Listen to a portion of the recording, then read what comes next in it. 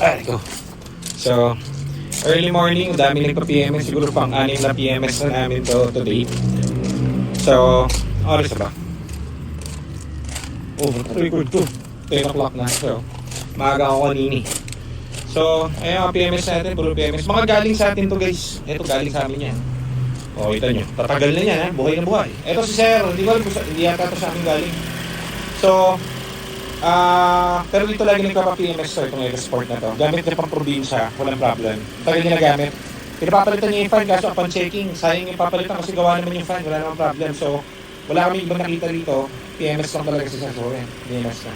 Then, ito rin pa PMS. Tawag dito. Change oil lang. Tapos, itong isa. Ito galing sa amin guys. Isang taon na. To. So, ito PMS lang. Kaso ito, problem. Medyo hard starting siya. So, nakikita namin dito, wala naman siyang kahit anong code. Fuel pump. Kasi medyo kinakapos yung fuel pump. In-interview ko yung may-ari, bumili sa amin nito.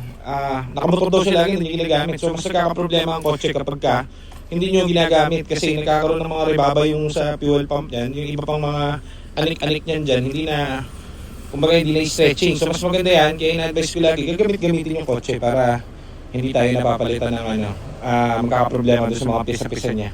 So, ito, papalitan natin advice natin ng palit ng fuel pump. Tapos yun lang, PMS din siya. So yan lang ang ating mga alik-alik today. Okay, so mamaya meron tayong lakad.